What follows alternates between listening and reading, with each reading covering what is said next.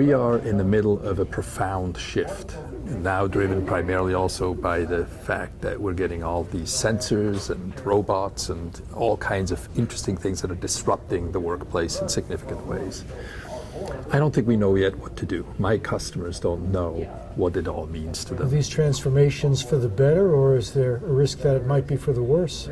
Well, that's a really interesting question. I think that I can't really make that judgment. What I see is what is going on. Whether or not it's going to turn out for the better or for the worse, we don't know. For many people inside of companies, and also generally human beings, it's experienced as threatening. So the fear is that it's going to be worse. Right? So pretty much any human being that we're in touch with that sees these shifts and these disruptions, their natural inclination is to see it as a problem and to be fearful of it.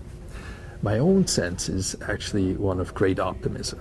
Now you consult with big companies, so what sort of advice do you give these big companies? The main piece of advice I give to those big companies is, do you really understand what's coming? Do you take seriously these kind of developments that you were talking about? And are you thinking deeply about what that means to you? So I think that leaders in companies often have come through the sort of managerial ranks, and they are really good at what they've managed, right? They're good at mastering the known. We are entering into a world where there's a tremendous number of unknowns for everybody. Here's an example. So Google makes a self-driving car. Mm-hmm. I work with one of the largest bus companies in Europe, and I show them the self-driving car and say, what does that mean to you? And their initial answer is, what do you mean, what does that mean to us? It's a car.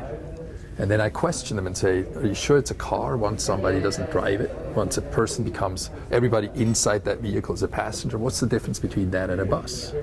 Is that maybe not your business?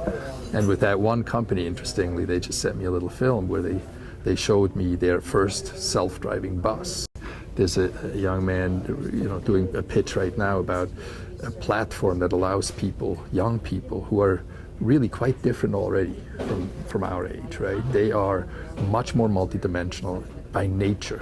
So they are completely comfortable with spending quality time on some kind of skill they have and produce what they can, and then shift to something totally different, and then shift to yet another dimension. They live in these multidimensional lives.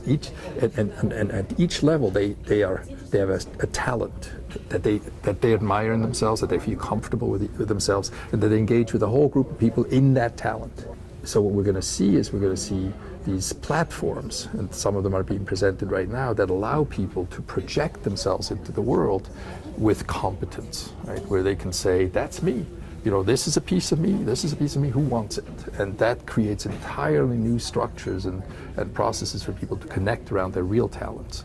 As you can tell from this conversation, I'm extremely optimistic about humanity. I am pessimistic about our institutions and systems. I think we have created systems that were based on paradigms related to the industrial age, and what we are now entering is to a very different kind of age, and we're just reinventing the systems. Many of us are very attached to the existing systems because they were the truth, even though they were just inventions as well, right? They were created just as what we're creating now 100-some years ago, and they have held us together in a kind of manageable way. But I think we're entering now into this transitional period, out of which I think will grow some very, very interesting new systems.